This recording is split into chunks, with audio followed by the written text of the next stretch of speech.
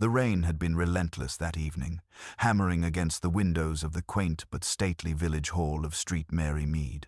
Inside, the gathering had been a curious mix of local townsfolk and distinguished visitors, drawn by the presence of Sir Geoffrey Landon, a rising political figure whose speeches were known to stir both admiration and controversy. But it was not Sir Geoffrey's words that left an indelible mark that night. It was his sudden, inexplicable demise. He had been addressing the room, his deep voice carrying over the murmurs of polite applause, when he faltered, clutching his throat. His face turned a ghastly shade of white, eyes wide with alarm, before he collapsed at the podium. A doctor in attendance rushed forward, but it was already too late. Sir Geoffrey Landon was dead. A sudden hush fell over the hall, followed by an eruption of chaos. The police were summoned, and soon Inspector Craddock arrived, his sharp gaze taking in the bewildered faces of the attendees. The cause of death, at first, appeared straightforward poison. But how? The tea he had sipped moments before had been poured from a communal pot, served to many others without ill effect. No food had passed his lips since he arrived. There was no visible wound, no sign of struggle. It was as if death had claimed him by sheer will. Miss Jane Marple, ever the quiet observer, had been sitting near the back of the hall, her knitting needles resting in her lap. While others gasped in shock, her mind had already begun weaving connections, pulling at stray threads of possibility. Poison, she knew, was rarely the work of impulse. It was deliberate, planned. And the method? That was the true mystery. Craddock had the hall sealed, instructing all to remain until questioning could begin. Statements were taken, but nothing obvious emerged. Sir Geoffrey had arrived in high spirits, exchanged pleasantries, and had not shown any signs of illness. The tea, now a focal point of suspicion, was examined. Nothing unusual was detected. Then came the truly baffling clue. Among Sir Geoffrey's papers, a single sheet of parliamentary voting records was found, marked with his own signature, a record of a vote cast against a policy he had vehemently supported. "Odd," murmured Miss Marple, her fingers brushing the edge of the document. A man like Sir Geoffrey wouldn't simply make an error on such an important matter. A mistake? Or a deliberate act? And why, of all things, had it been left so prominently among his belongings, as though waiting to be discovered? Miss Marple's fingers lingered on the document for a moment longer before she carefully set it aside. Inspector Craddock, still poring over statements, had yet to notice the significance of what she had just observed. He was methodical, certainly, but like many in his profession, he relied too much on procedure and too little on instinct. She had no such limitations. Outside, the rain continued its steady assault on the village, drumming against the windows of the hall where the attendees remained gathered. Conversations buzzed in nervous clusters. Some whispered about the impossibility of the crime, others about Sir Geoffrey himself, a man of strong convictions and, therefore, many enemies. Craddock was speaking in low tones with Dr. Mortimer, the local physician, who had been the first to examine the body. Miss Marple took the opportunity to move toward the refreshment table where the remnants of the evening's tea service lay. The porcelain cups, some half full, others emptied and abandoned, stood in neat disorder. The teapot itself had been set aside, its contents taken for examination, but Miss Marple was not looking at the tea. She was looking at the cups, and there it was, a tiny thing, the sort most would dismiss entirely. One of the cups bore a faint smudge at its rim, not a lipstick stain, as one might expect at such an event, but something subtler, a residue, colorless but slightly greasy. She reached for a clean napkin and lightly dabbed the rim, then, with an almost imperceptible nod, folded the napkin neatly and slipped it into her handbag. At that moment, Craddock turned toward her. "Miss Marple, you have that look about you." "What look is that, dear Inspector?" she asked mildly. "The look that says you've noticed something." He sighed, running a hand through his damp hair. "Well, out with it then." Miss Marple smiled gently. Noticed? Oh no, I wouldn't say that. But I do wonder, Inspector, if you have quite finished questioning the staff. Craddock's brow furrowed. The staff? Yes, the young lady who was serving the tea, for instance. I saw her leaving rather hurriedly once the commotion started. A natural reaction, of course. But one wonders, doesn't one? Craddock's expression darkened. You think she saw something?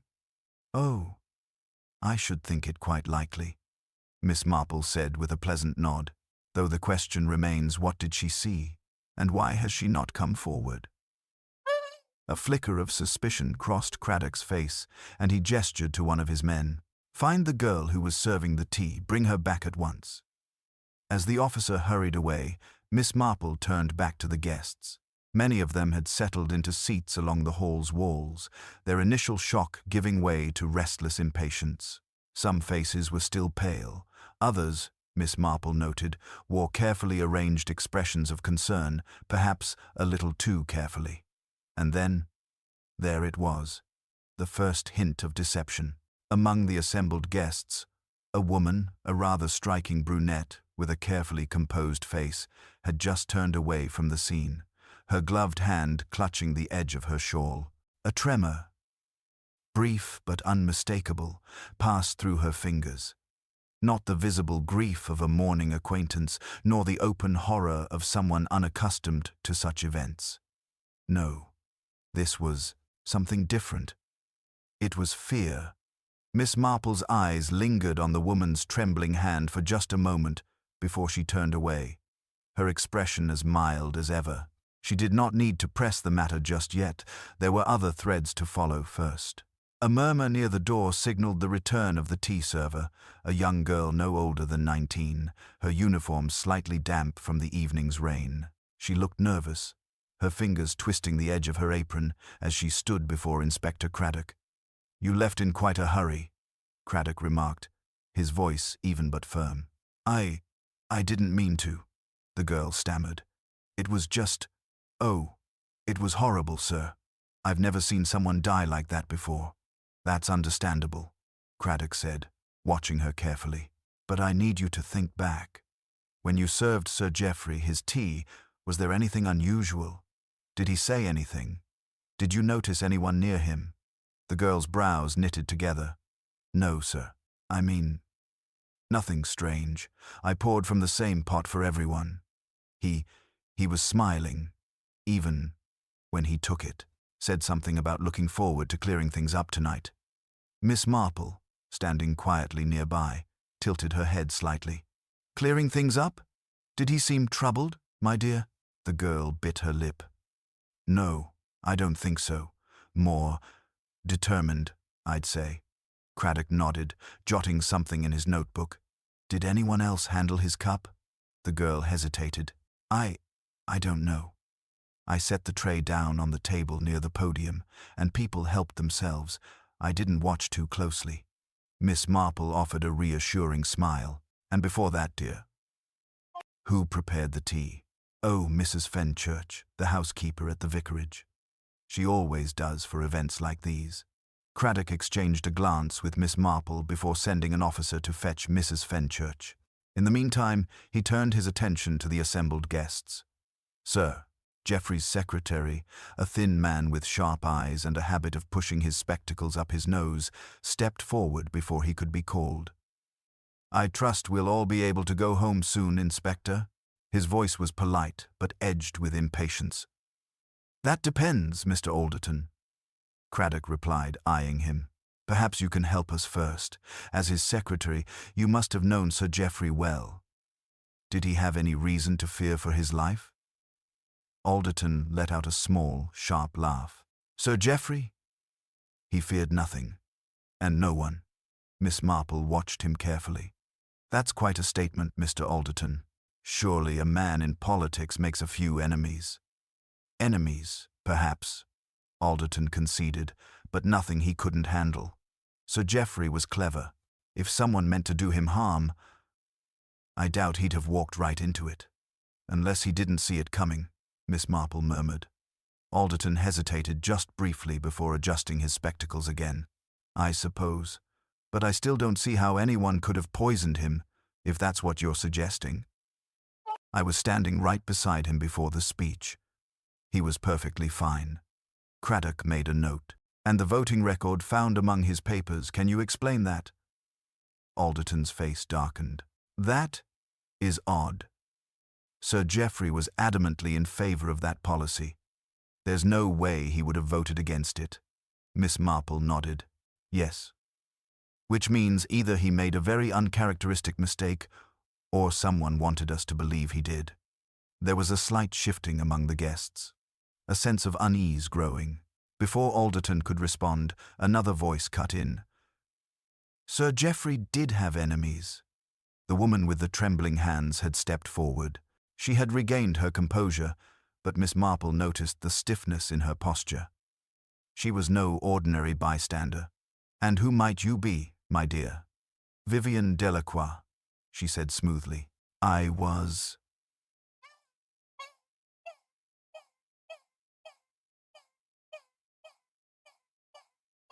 a close acquaintance of Sir Geoffrey. There was something about the way she chose her words that made Miss Marple watch her even more keenly. Not a lover, then, but someone with a stake in his affairs.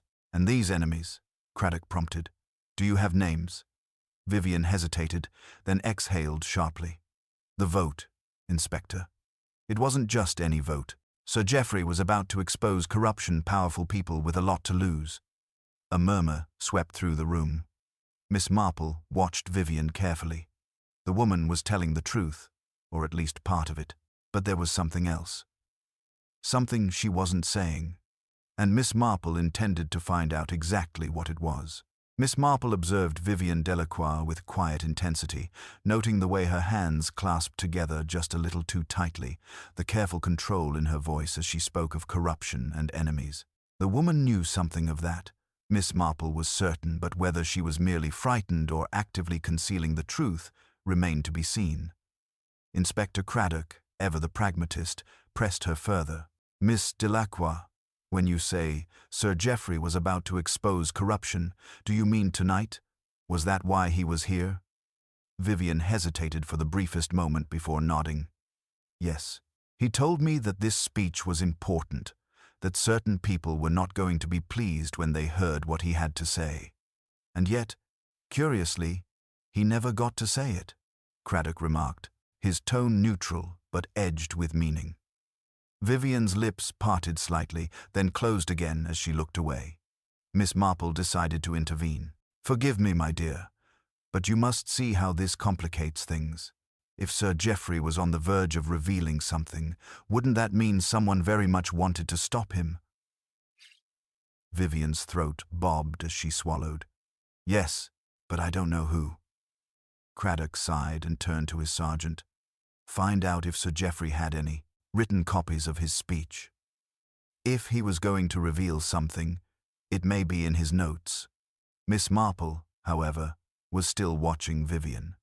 My dear, how exactly did you know Sir Geoffrey?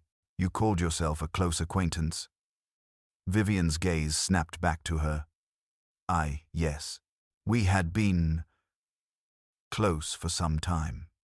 Yet you do not claim to be his fiancée, Miss Marple said kindly, but pointedly. Vivian's composure wavered for a fraction of a second before she gave a small, bitter smile. No. Sir Geoffrey was not the sort of man to marry. Our relationship was complicated. Miss Marple nodded, as if that explained everything. In truth, it explained very little, but it did suggest that emotions were tangled in this affair. Jealousy, betrayal, perhaps even heartbreak, motivations as dangerous as any political rivalry. Craddock, meanwhile, had turned his attention back to the room. Let's go over what we know. Sir Geoffrey was poisoned, but not through food or drink that we can identify. The voting record found among his belongings suggests he either made an inexplicable error or someone wanted us to think he did. And now we learn that he intended to expose corruption, which suggests a political motive for his death. He looked around the room. That's quite a lot of people who might want him dead. Alderton, the secretary, sniffed. With all due respect, Inspector, Sir Geoffrey was always making enemies. He thrived on it. Did he now? Miss Marple murmured.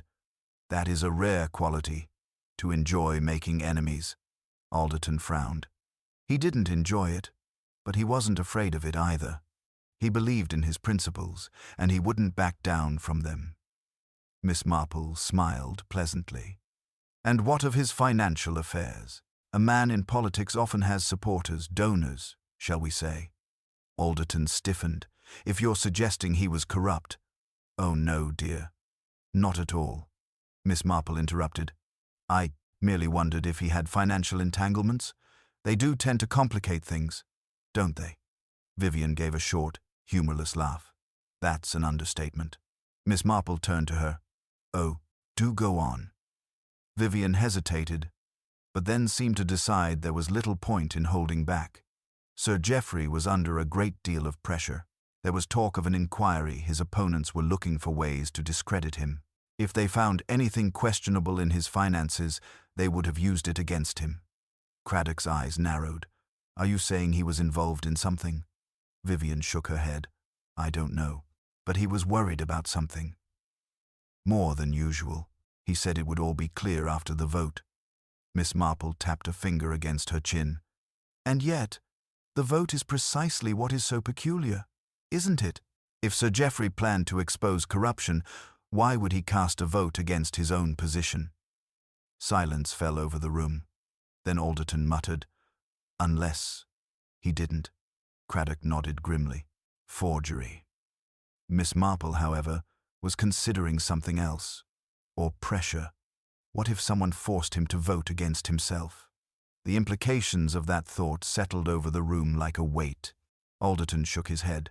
If that's true, then someone must have had serious leverage over him. Miss Marple glanced at Vivian, who looked suddenly pale. Miss Delacroix, did Sir Geoffrey ever confide in you about being blackmailed? Vivian flinched. It was small, but unmistakable. And Miss Marple knew then that whatever else was true, Vivian Delacroix was keeping secrets. Secrets that might unravel the entire case. Inspector Craddock's gaze sharpened as he caught the flicker of hesitation in Vivian Delacroix's expression. He pressed forward. Miss Delacroix, you knew something was wrong before Sir Geoffrey died, didn't you? Vivian's lips parted, but no words came. The silence stretched, thick with expectation. Then she exhaled shakily and nodded. I suspected. He had been different lately. Edgy. Distracted. I asked him about it, but he only said that things would be settled soon. Craddock narrowed his eyes. Settled how? I don't know. Her voice wavered. But I think he meant the vote. He said it would put everything to rest. Miss Marple, who had been listening carefully, tilted her head. And yet, it didn't, did it? Instead, he voted in a way no one expected, and now he's dead. Craddock turned to his sergeant, who had returned from searching Sir Geoffrey's effects. Anything in his notes? The sergeant handed him a folder. Most of it's routine, sir. Speeches, correspondence. But we did find this. He produced a letter, creased and slightly crumpled, addressed to Sir Geoffrey in an untidy scrawl. Craddock read it aloud. You think you're untouchable, but we both know the truth. If you go through with this, the world will know too. Your reputation, your career gone. Is it worth it? Make the right choice. A murmur rippled through the assembled guests. Craddock's jaw tightened. A blackmail note. Alderton, the secretary, let out a sharp breath. That explains everything. Sir Geoffrey was being blackmailed, forced to vote against his own position to protect himself. Craddock nodded. And when he did, whoever was behind this had no further use for him. He turned to the sergeant. Have we checked handwriting samples? Already done, sir, the sergeant replied. And we've got a match. He held up a second piece of paper, a receipt from a local tailor, signed in the same jagged hand. It belongs to Martin Sheldrake. The name sent a jolt through the room. Martin Sheldrake was a known political rival of Sir Geoffrey's, a man who had spent years opposing him at every turn. And now, it seemed, his threats had escalated to murder. Craddock wasted no time. "Where is Sheldrake now?" "Gone, sir," the sergeant replied. "Left the village earlier this evening." "That's it, then," Alderton said with satisfaction. He blackmailed Sir Geoffrey into voting against himself, then poisoned him to keep him quiet. There was a finality in his voice, the kind that signaled a case neatly wrapped up. But Miss Marple did not look satisfied. "Oh dear," she murmured, more to herself than to anyone in particular. Craddock caught the note of doubt in her tone and frowned. "You don't think this solves it?" "Oh, it is all very convenient, isn't it?" she said mildly. "A rival politician, a blackmail note, an escape just before the crime is discovered." Craddock crossed his arms. "And yet, the evidence is solid." Miss Marple smiled gently. "Oh yes, quite solid, which is why it makes me wonder." "Wonder about what?" "Well, Inspector, I do believe in crime. As in life, one must always ask who benefits." Craddock frowned. "Sheldrake, obviously. He forced Sir Geoffrey to sabotage himself and got rid of him in the process." "Perhaps," Miss Marple mused. "But tell me, does that truly explain everything?" Craddock hesitated. Miss Marple's voice remained light, conversational. "For instance, why poison, when a simple scandal would have ruined Sir Geoffrey just as effectively? Why leave such an incriminating note behind, when blackmailers typically prefer secrecy? And most of all, if Sheldrake had already won, why kill him after the vote?" A thoughtful silence followed. Craddock exchanged glances with his sergeant, the triumph in his expression dimming slightly. Vivian Delacroix, however, had turned very pale. "If it wasn't Sheldrake," her voice trembled, "then that means the real murderer is still here." Miss Marple nodded gently, and watching very carefully indeed. Miss Marple's words lingered in the air, unsettling the room. Inspector Craddock's expression tightened as he exchanged a glance with his sergeant. The weight of what had just been implied was not lost on anyone. If Martin Sheldrake was a mere distraction, then the real killer was still among them. Listening, waiting. Vivian Delacroix rubbed her arms as though cold. This doesn't make sense. If not Sheldrake, then who? Who else would benefit from Sir Geoffrey's death?" Miss Marple's gaze remained on her. "Ah, now that is a very interesting question, my dear." She folded her hands in her lap, her manner calm but purposeful. "We have been looking at this case as though it is purely about politics, but I wonder, could the motive lie elsewhere?" Alderton scoffed. "You think this wasn't political? The man was blackmailed into sabotaging himself. What else could it be?" Miss Marple smiled pleasantly. "Oh, I do not doubt that Sir Geoffrey was under pressure. But pressure from whom? And why?" Craddock sighed. "We've been over this, Miss Marple. The blackmail note." "Ah, but the note is too perfect, is it not?" she interrupted gently. "Too direct, too obvious. It is almost as if someone wanted us to look in that direction and nowhere else." Craddock's brow furrowed. "You think the note was planted?" "I think," she said thoughtfully, "that we are missing something rather important." She turned back to Vivian. "Miss Delacroix, you said Sir Geoffrey was under more strain than usual. Did he mention anyone specific? Someone outside of politics, perhaps?" Vivian hesitated. She opened her mouth, closed it again. Then, as if deciding it was useless to keep hiding whatever she knew, she exhaled sharply. There was someone, but it wasn't political. Everyone turned to her. "Who?" Craddock demanded. Vivian licked her lips. "His brother." A murmur rippled through the room. Alderton frowned. "His brother? You mean—" "Yes," Vivian confirmed. "Charles Whittaker." Miss Marple nodded, as though a missing piece had just slid into place. "Now that is fascinating. Because Charles Whittaker, if I recall correctly, has not been heard from in quite some time." Craddock's frown deepened.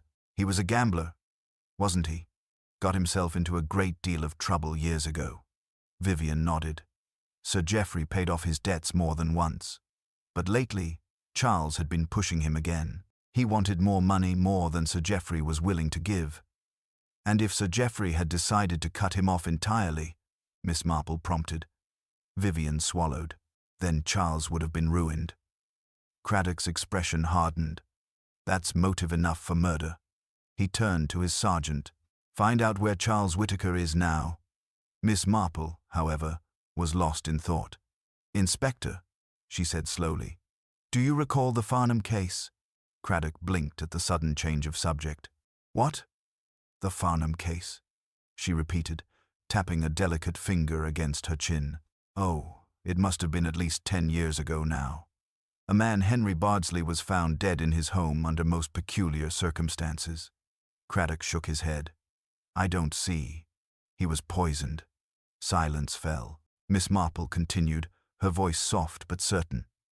Oh yes, and not just any poison aconitine. She turned her bright blue eyes on Craddock. The very same substance that killed Sir Geoffrey. Craddock's face darkened. Are you saying there's a connection? Miss Marple gave him a kind but knowing look. I never assume coincidence in murder, Inspector, especially when the method is so distinctive.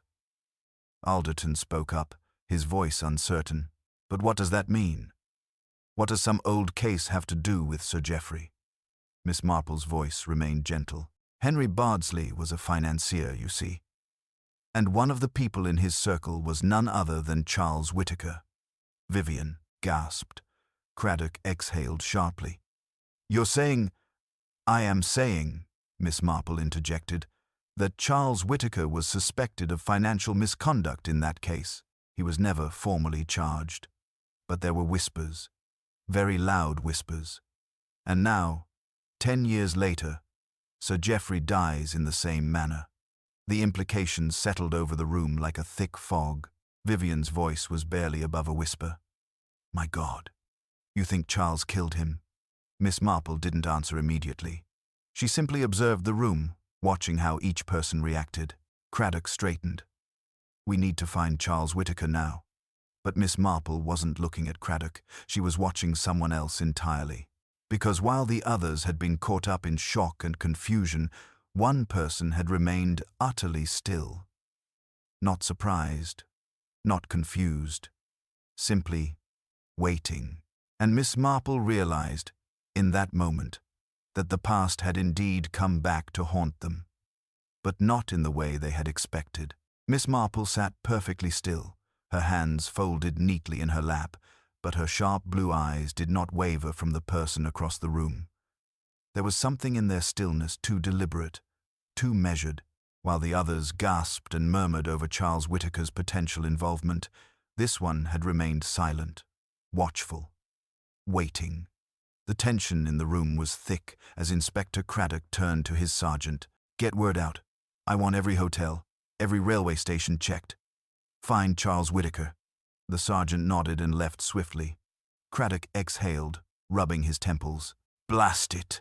If only we had a lead, Miss Marple interrupted, her tone as mild as ever. Oh, but I do believe we do, Inspector. Craddock looked at her. What? She smiled. I find that when one wishes to uncover the truth, it is sometimes best not to chase it directly. Instead, one must allow it to come forward of its own accord. Alderton, frowning, crossed his arms. And how exactly do you propose we do that? Miss Marple glanced at the polished sideboard along the wall, its gleaming surface reflecting the dim light. I do believe a little conversation is in order. She stood, moving toward the tea service that had been left untouched since the chaos began. Delicately, she poured herself a cup, her movements unhurried. Tell me, Mr. Alderton, she said conversationally, do you take sugar in your tea? Alderton blinked. What? Sugar, she repeated, stirring her own cup gently. Some prefer it, some do not. Alderton hesitated. No, I take it plain. Miss Marple nodded as though this was of great significance. And Miss Delacroix? Vivian looked startled. 2 spoons. Miss Marple smiled warmly. Yes, I thought so. She turned then, her gaze resting lightly, too lightly on the man who had been so still, so quiet. "And you?" The room went utterly silent. The man in question hesitated, just for a fraction of a second, a pause so small it could have been nothing. But Miss Marple saw it. "Mr. Wainwright," she said kindly, "do you take sugar?"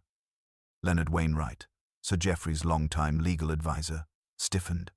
His fingers curled slightly where they rested against his sleeve. I don't see what this has to do with anything." "Oh, quite a lot, I think," Miss Marple said cheerfully. "You see, I have often found that a person's habits, even the smallest ones, are rather difficult to change, and yet I distinctly remember seeing you take 2 spoonfuls at the luncheon last week." Alderton frowned. "What does that matter?" Miss Marple didn't answer immediately. Instead, she tilted her head at Wainwright, watching his reaction with great interest. He forced a chuckle, though his voice was too tight. "Miss Marple, I'm afraid I don't recall my tea habits with as much detail as you seem to." "Ah, but you see, that is precisely what interests me," she said pleasantly. "One does not usually forget such things. And yet, when I asked just now, you hesitated." "Which means," Miss Marple continued, still in that light, conversational tone, "that you were thinking about what answer to give. You were choosing your response, rather than simply saying what is true." Silence. Wainwright's fingers flexed against the armrest of his chair. "This is absurd." Miss Marple sipped her tea, unruffled. "Is it?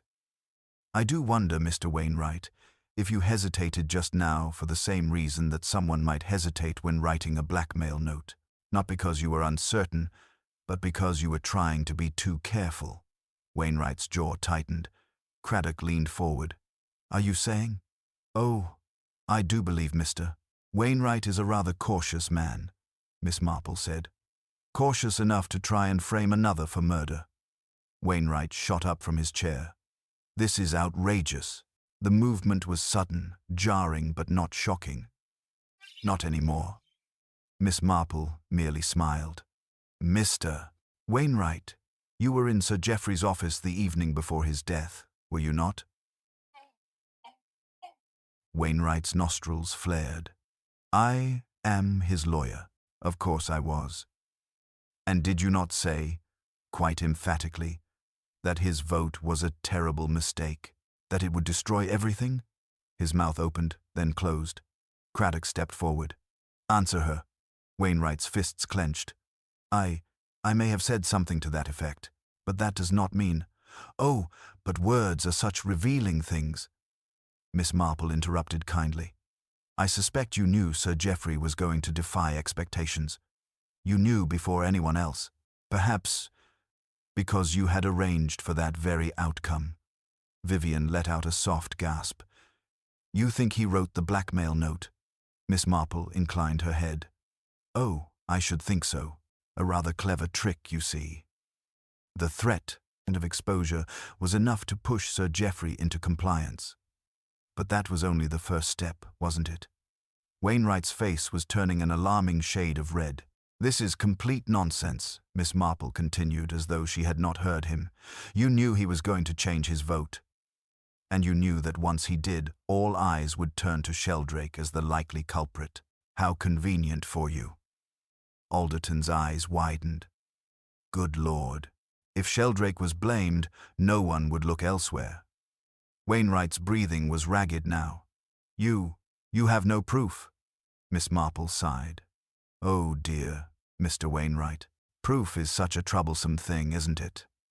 But do you know what I do have?" Wainwright's glare was pure venom. "What?" She smiled, lifting her teacup once more. "A rather remarkable memory." It was then that Wainwright made his mistake. He turned far too quickly toward the door, but Craddock was faster. "Stop him!" The sergeant burst back into the room, blocking Wainwright's path before he could escape. In an instant, Craddock had him by the arm. "Going somewhere?" Wainwright's face was twisted in fury, but his silence spoke louder than words. Craddock let out a sharp breath. "Leonard Wainwright, I'm arresting you for the murder of Sir Geoffrey Whittaker." Miss Marple took another sip of her tea, her expression one of quiet satisfaction. Sometimes, all it took was a single, well-placed question. Inspector Craddock wasted no time.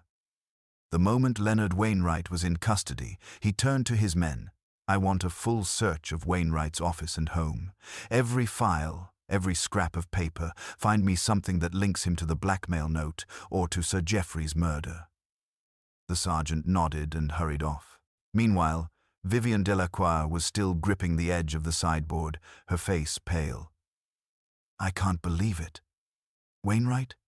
He's been at Sir Geoffrey's side for years." Miss Marple patted her hand kindly. "Yes, my dear.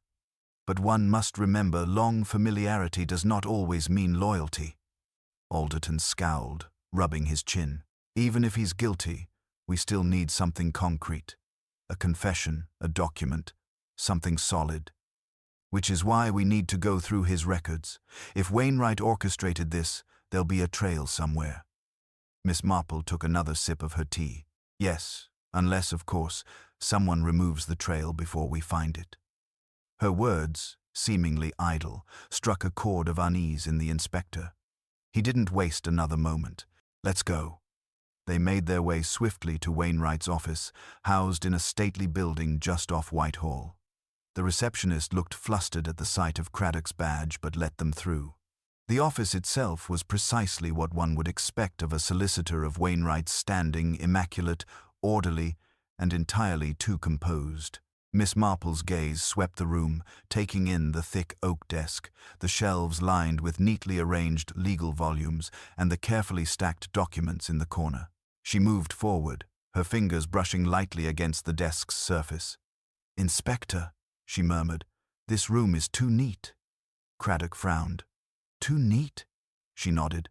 "Yes. A man who has just been accused of murder should have left something behind, signs of distress, unfinished work. But this is too perfect," Alderton muttered. "Maybe he knew we were coming." Craddock gestured to his men. "Search everything." Drawers were opened, files examined. The officers worked methodically. But after half an hour, Craddock was growing impatient. "There has to be something." Then, one of the constables straightened from a locked filing cabinet, holding a thin, yellowed envelope. "Sir." This was tucked behind the other files, hidden in the back. Craddock took it and carefully slid out the contents. Inside was a single sheet of paper, aged but legible. He read the first few lines, his brows knitting together. This is a letter from Sir Geoffrey to Wainwright." Miss Marple peered over his shoulder, dated nearly 30 years ago. Vivian frowned. "What does it say?"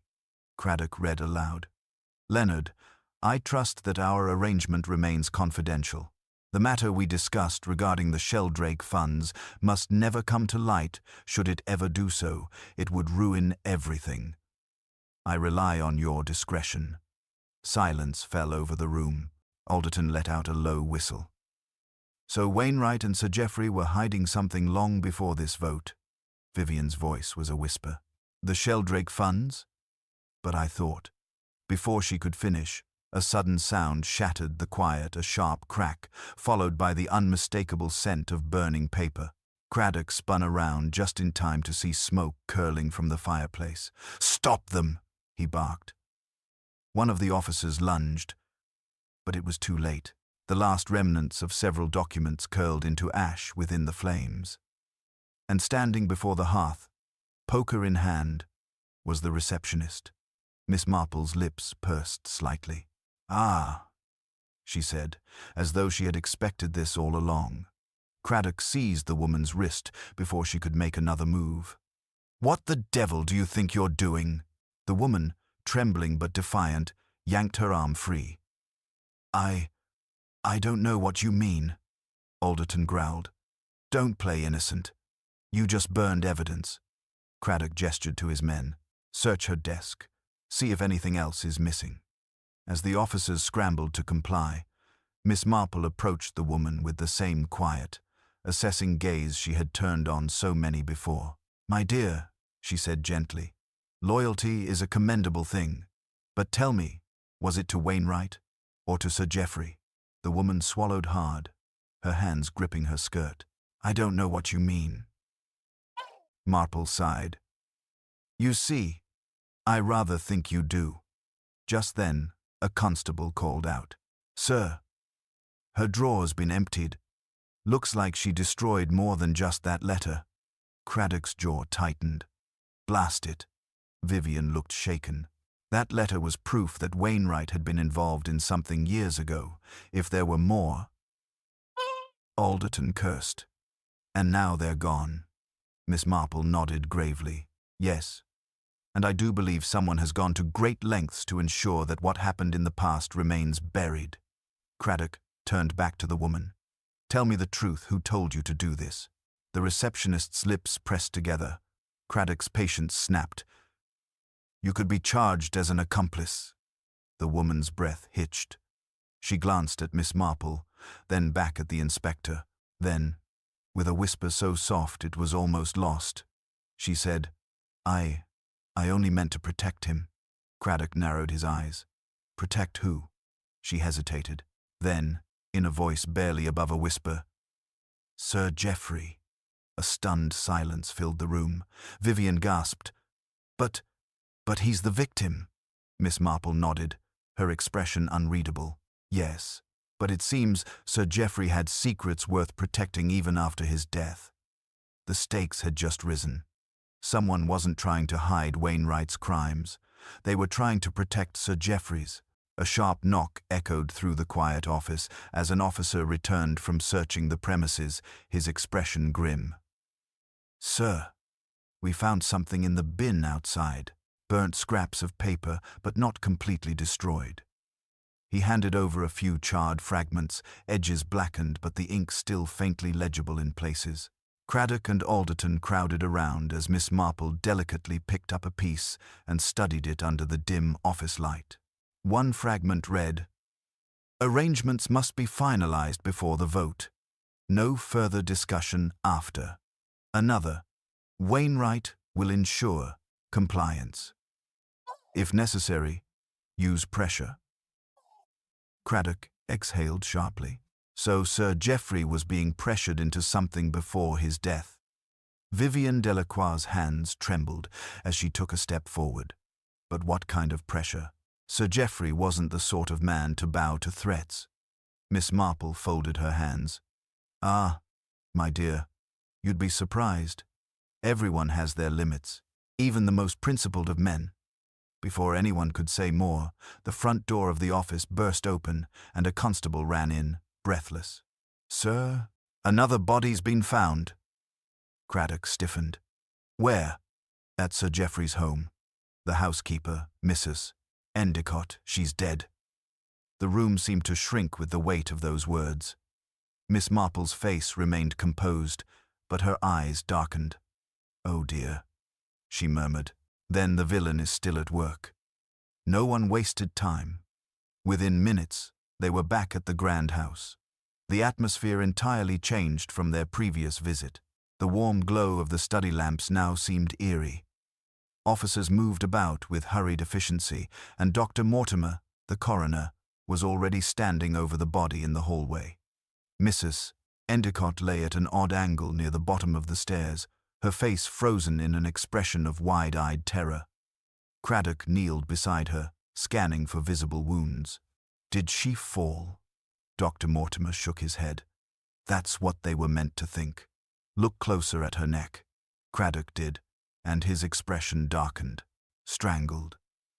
Miss Marple, standing just behind him, spoke softly.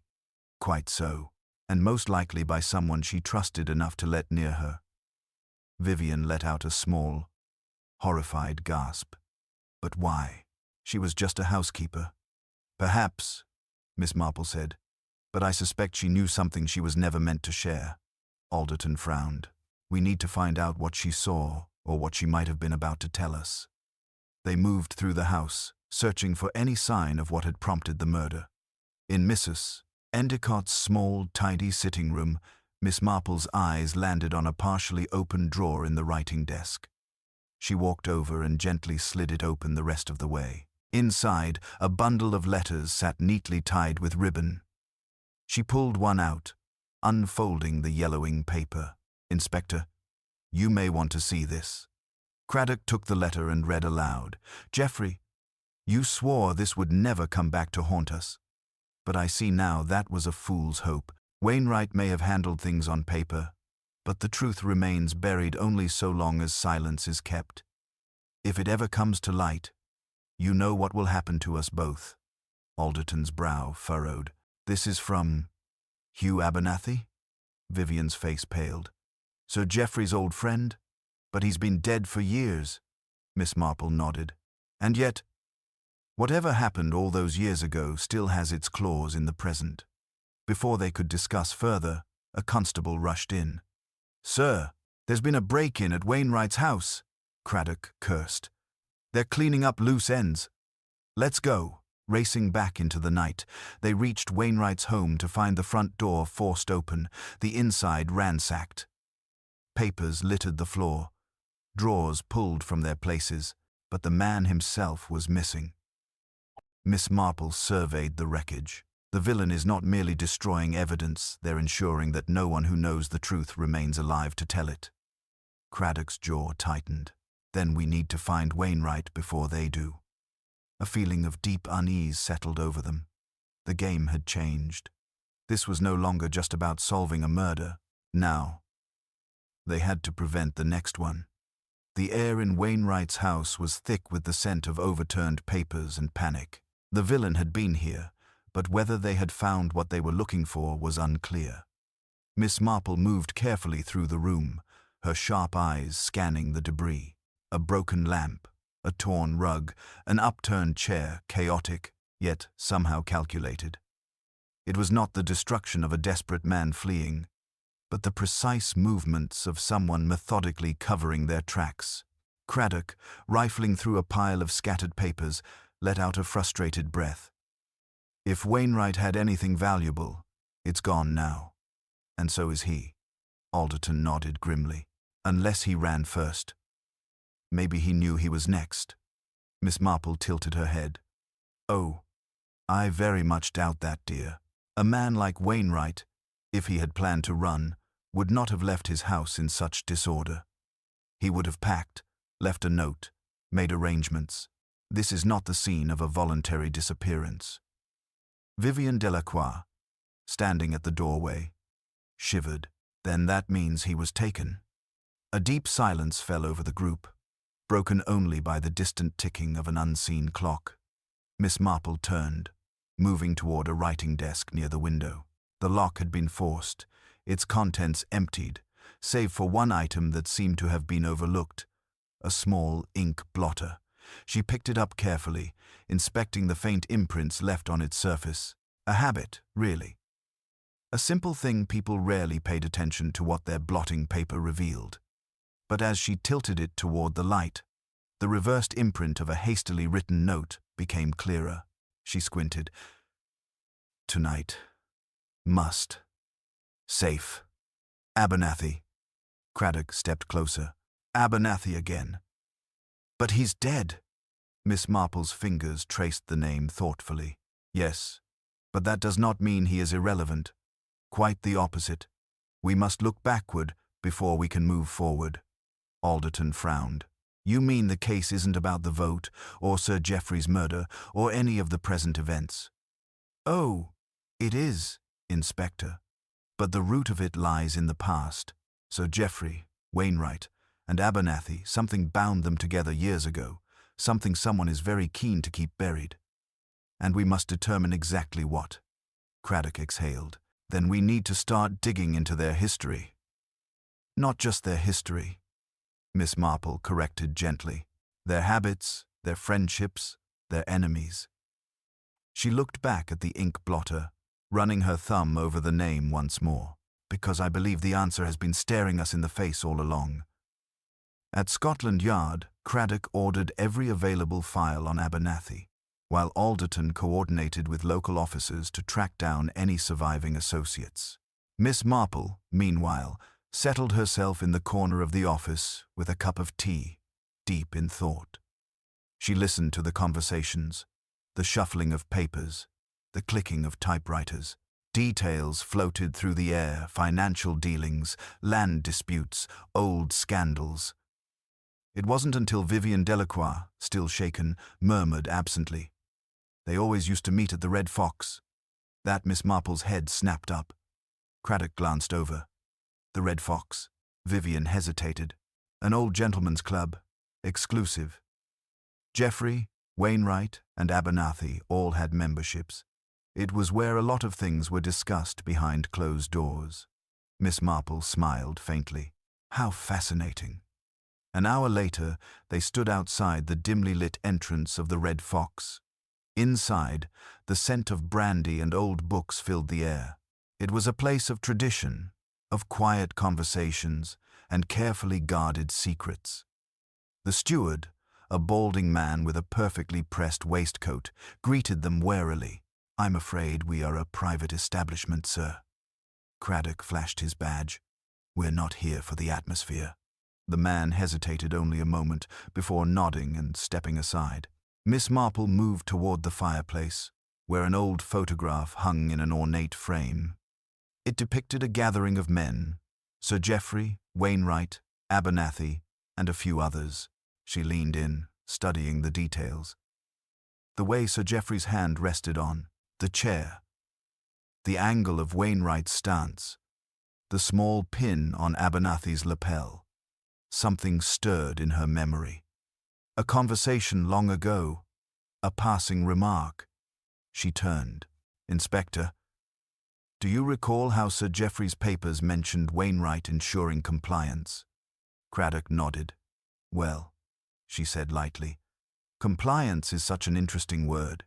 It suggests persuasion, and persuasion, in certain circles, can be a very dangerous thing." Vivian, following her gaze, whispered, "Blackmail." Miss Marple smiled gently. "Quite so." Alderton muttered a curse. "You think they were blackmailing someone?" "Oh no, dear." Miss Marple straightened.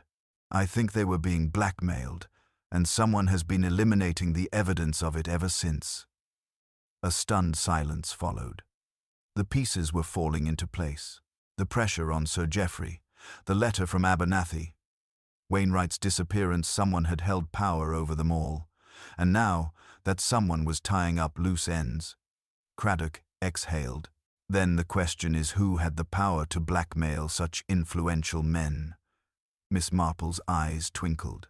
"Why, Inspector, isn't it obvious? The one they overlooked all along." And with that, she turned back to the photograph, her gloved finger gently tapping a face in the background. A man no one had mentioned. A man who had always been there, just out of focus. The pattern had emerged, and now it was time to unravel it completely. Miss Marple's finger rested lightly on the blurred face in the background of the photograph. The man was positioned just outside the main cluster of figures, his presence almost incidental but not quite. There was an awareness in his eyes, a watchfulness. He was not a mere bystander. He had been part of it all along. Craddock leaned in, squinting at the image. "Who is that?" The steward of the Red Fox, who had been standing stiffly nearby, cleared his throat, uncomfortably. "That, sir, is Mr. Leonard Bryce." The name landed with a peculiar weight. Vivian Delacroix frowned. "Leonard Bryce. That name sounds familiar." Miss Marple nodded. "As well it should, dear. Mr. Bryce was once a rising name in the financial world, was he not? Until his unfortunate misfortune some 20 years ago." Alderton's brow furrowed. "You're saying he was ruined?" "More than that, dear. He was ruined very specifically by men like Sir Geoffrey, Wainwright, and Abernathy." A silence fell over the group. Craddock took a step back. "You mean this was revenge?" Miss Marple's expression was thoughtful. "Oh, revenge is such a simple word, Inspector. People do not kill simply for revenge. They kill because something inside them has been broken, because the wrong done to them was not merely financial, but deeply personal." Vivian's voice was barely above a whisper. "What happened to him?" Miss Marple turned back to the photograph, studying Bryce's face. Years ago, Leonard Bryce was one of the most promising financial minds in the country. He was brilliant, ambitious, but he made the mistake of trusting the wrong men. She gestured toward the central figures in the image. Sir Geoffrey, Wainwright, and Abernathy were part of an inner circle, one that controlled more than just policies and investments. They shaped fortunes, and when they decided Bryce was a liability, they ruined him. Not just his business, but his reputation. He was left with nothing. Alderton folded his arms. So he spent all these years waiting for the right moment. Miss Marple smiled faintly. Perhaps.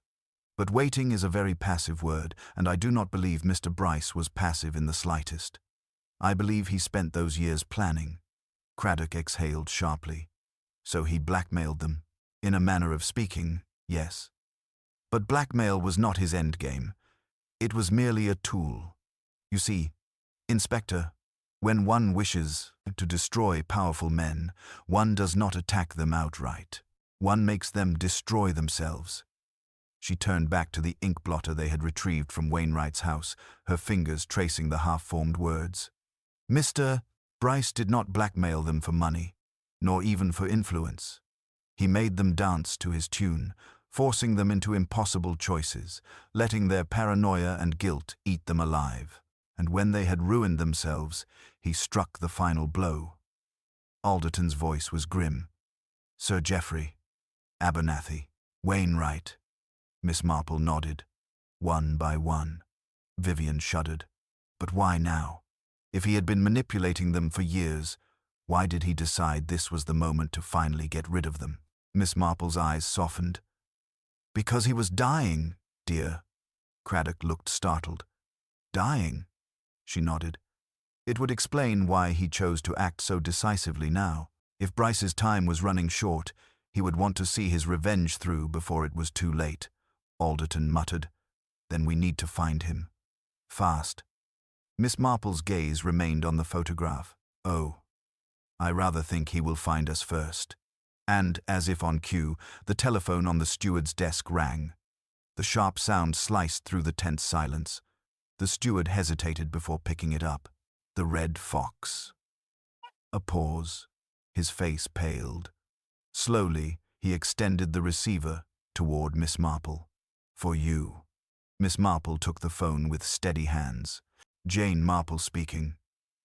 The voice on the other end was quiet, but there was a distinct edge of amusement. Clever as ever, Miss Marple. But tell me, do you truly understand why I did it?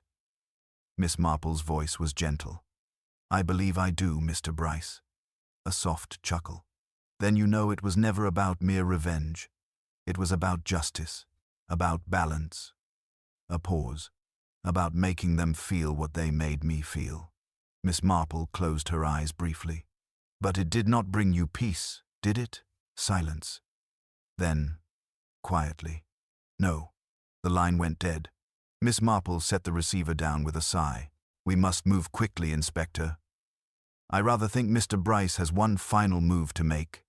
The night air was crisp, carrying the distant hum of the city. Scotland Yard had been placed on high alert, officers dispatched to possible locations where Leonard Bryce might make his final move.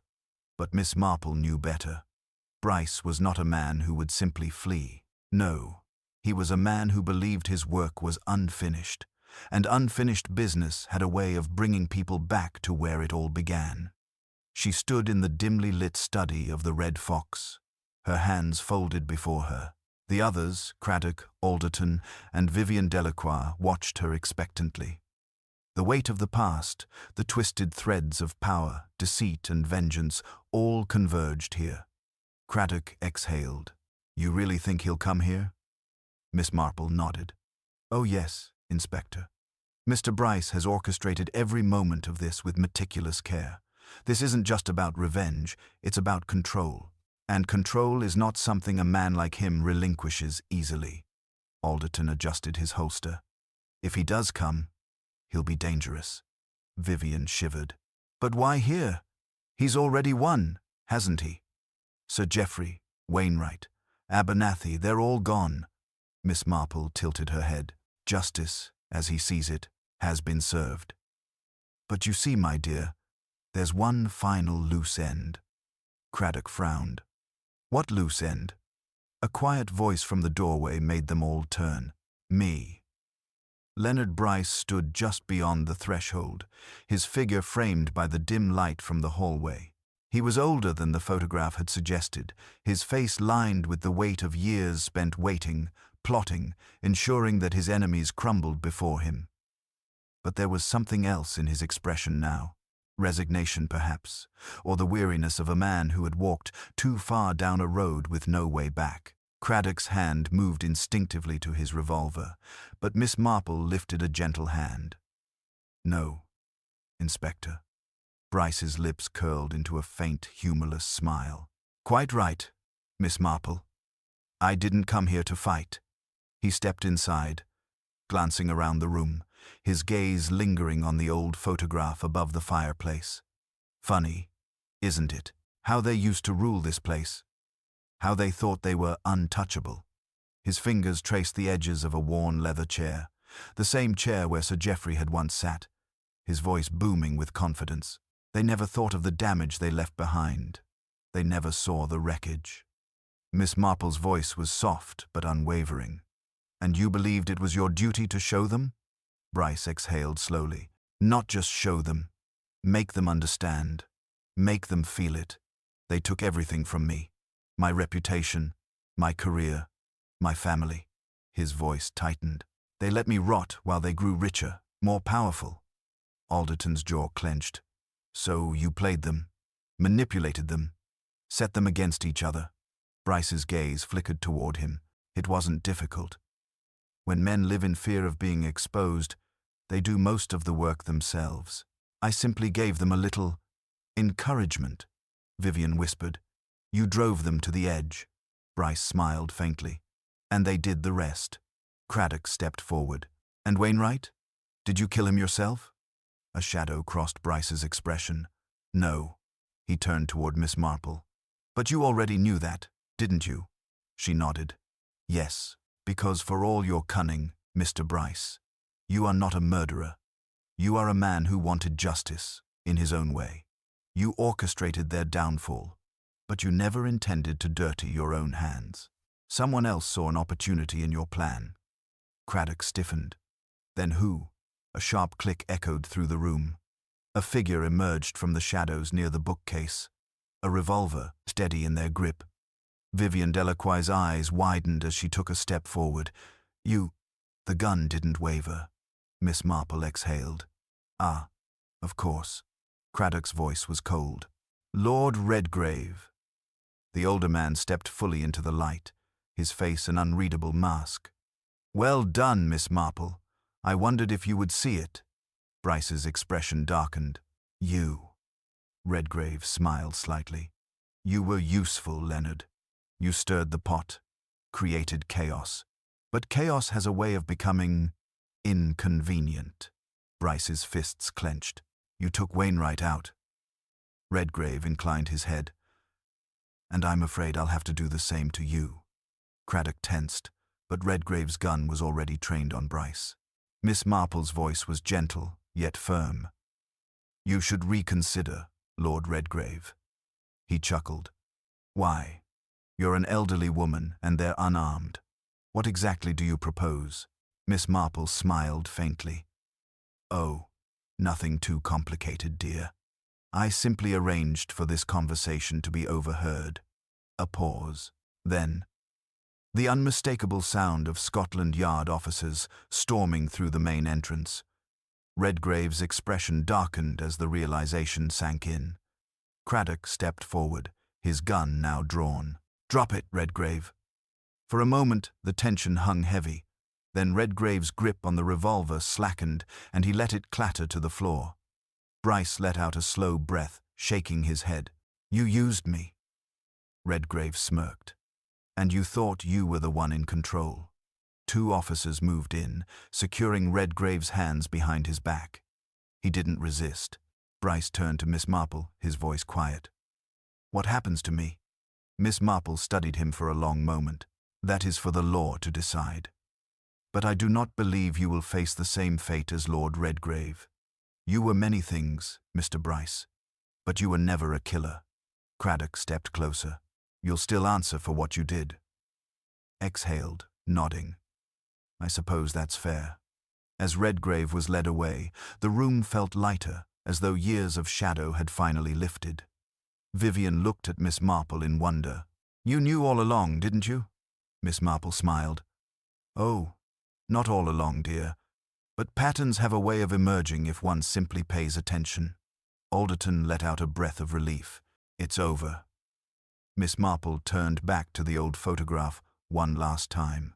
Yes, dear, I do believe it is. As the dust settled in the Red Fox, Inspector Craddock exhaled, watching as Redgrave was led away.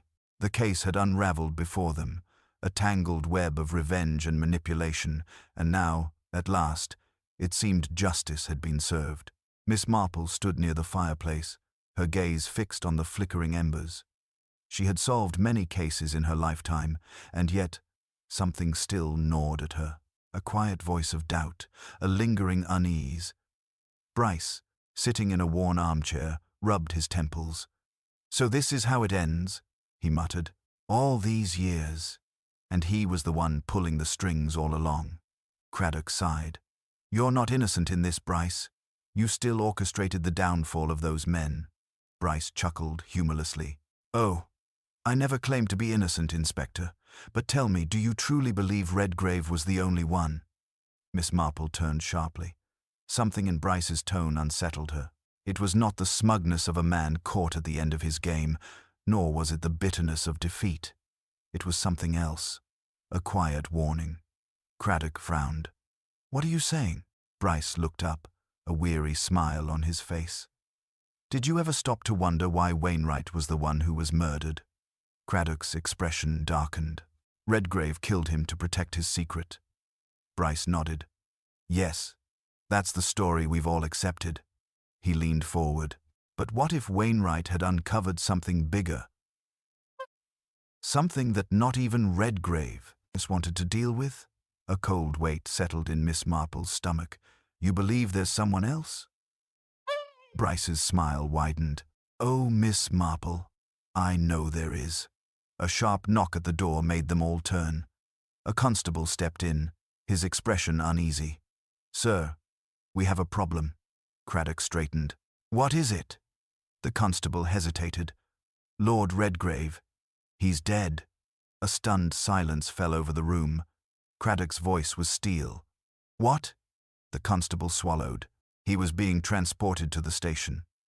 The carriage never made it. It was found overturned near the docks. The driver was unconscious. Redgrave had been shot. Execution style. Bryce leaned back, exhaling. Well, seems the real puppet master isn't done yet. Craddock's fists clenched. We need to get to the station now. Miss Marple, however, remained still. Her mind raced, fitting pieces together. Redgrave had been powerful, ruthless, willing to eliminate threats, but now he was gone. And if Bryce was right, that meant someone else had used him as a pawn, just as he had used Bryce. Her eyes drifted to the fireplace. Vivian's voice was unsteady. If Redgrave wasn't the top of the chain, then who was? Bryce met Miss Marple's gaze. You already know, don't you? She inhaled slowly. I have my suspicions. Craddock looked between them. Miss Marple, if there's something you're not telling me.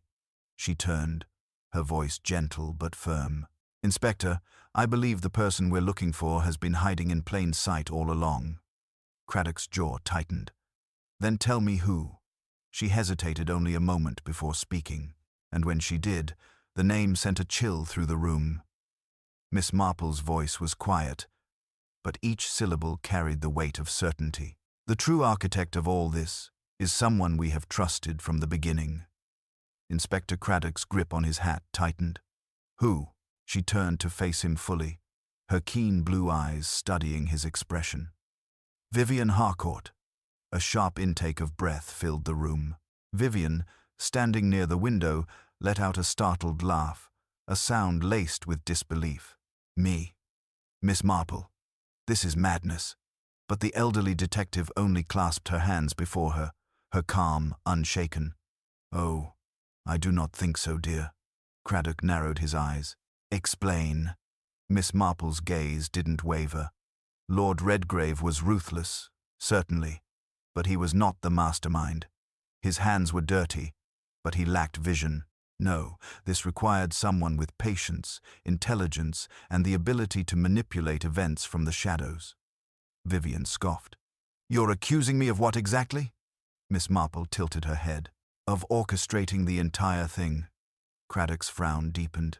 Miss Marple, I'm going to need more than that. The elderly woman nodded. Of course. Let us consider the facts. From the very start, Vivian was the one who insisted Lord Redgrave was the guilty party. She pushed the theory with conviction, leading us toward the conclusion she wanted us to reach. But more importantly, she always seemed to be just ahead of events. She discovered the missing letter before anyone else could. She overheard a conversation that directed our suspicions, and yet, when Redgrave was finally taken, he was conveniently silenced before he could speak for himself. Vivian's hands curled into fists. That proves nothing. Miss Marple sighed, as if disappointed. Oh, but there is more, my dear. You see, for someone who claimed to be an innocent bystander in all of this, you made a rather telling mistake. Vivian's jaw clenched, but she remained silent. Craddock prompted. What mistake? Miss Marple's eyes sparkled. When we found Wainwright's body, Vivian was one of the first to react with horror at the note left beside him. She claimed the message had been tampered. With that, there had been an extra word added. But Inspector, how could she have known that, unless she had seen the original before anyone else? A heavy silence filled the room. Craddock's expression darkened as he turned to Vivian. Well? Vivian's face was pale, her lips pressed into a thin line. Then, after a long pause, she smiled a slow, unsettling smile. You're quite remarkable, Miss Marple. Craddock stepped forward. Enough. Vivian Harcourt, I am arresting you. But before he could reach her, Vivian lunged backward. In one swift motion, she grabbed a letter opener from the desk and pressed it to Bryce's throat. The entire room tensed. Stay back, she warned. Her voice had lost its usual composure. Now, it was raw, desperate. You may have figured it out, but I am not going to be paraded about like some common criminal. Bryce remained remarkably still, his gaze steady despite the blade against his skin. Vivian, he murmured, you've already lost. Her jaw clenched. Not yet. Miss Marple, ever unshaken, merely sighed. This is quite unnecessary, dear. You are an intelligent woman. Surely you knew this was inevitable? Vivian's hand trembled slightly. For the first time, the mask cracked, and they saw it, the fear. I was so close, she whispered. Craddock inched forward. Let him go, Vivian. For a moment, it seemed she might do something reckless. But then, with a sharp exhale, she released Bryce and stepped away. Her shoulders squared. Fine, she muttered. I suppose I always knew it would end this way. The constables moved in swiftly, placing her in handcuffs. As they led her out, she turned to Miss Marple. Tell me, she said quietly. When did you first suspect me? Miss Marple gave a small smile. From the moment you tried to solve the case for me. Vivian chuckled bitterly. Clever old woman. As she was taken away, the tension in the room slowly lifted. Bryce rubbed his throat, shaking his head. Well, that was an experience. Craddock exhaled heavily, glancing at Miss Marple. Remind me never to underestimate you.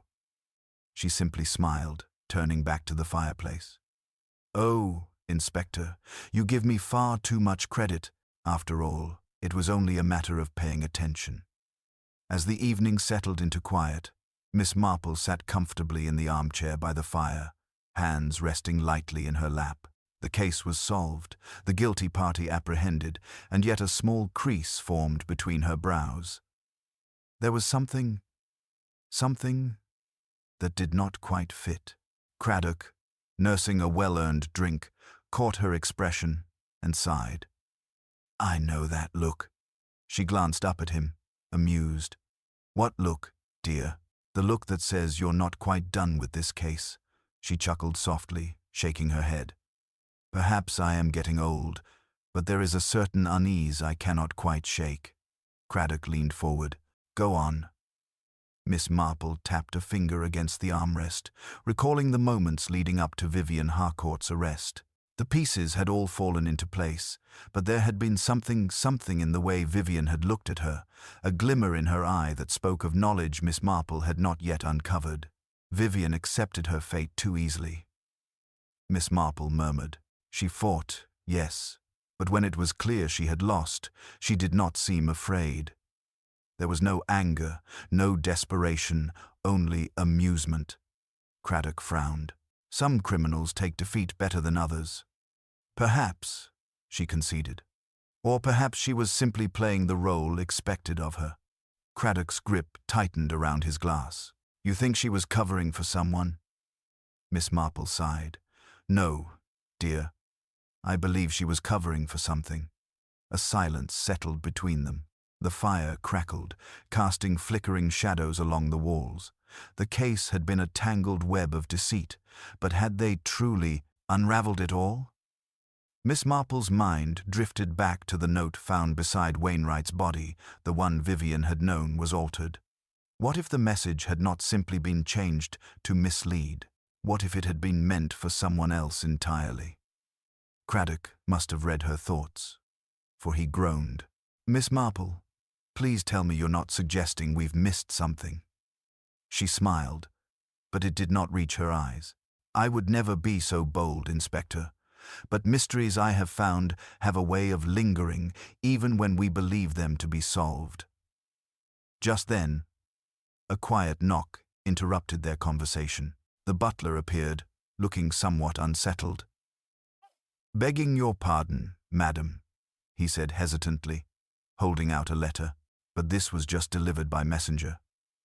It was left at the door with no return address. Miss Marple took the envelope, her fingers delicate but steady as she unfolded the paper inside. Her eyes scanned the words, and for the briefest moment, the flicker of a smile appeared. Then, just as quickly, it was gone. Craddock leaned forward. "What is it?" Miss Marple handed him the note. The handwriting was unfamiliar, the ink slightly smudged as though written in haste. "You are clever, Miss Marple, but the game is never truly over." Craddock's face darkened. "Vivian?" Miss Marple shook her head. "No, the tone is different. Vivian enjoyed the performance. Whoever wrote this wishes to remain unseen." The inspector muttered a curse under his breath. "So we have a ghost in the shadows." Miss Marple set the letter aside, her expression calm despite the implications. It would appear so. She reached for her tea, taking a slow sip before setting it down with a quiet clink. "Well, Inspector," she said lightly, her eyes twinkling with something unreadable. "It seems we may yet have another mystery on our hands." And as the fire crackled and the evening stretched onward, Miss Marple allowed herself a small smile. The case was closed, yes, but a mystery, she knew, never truly ended.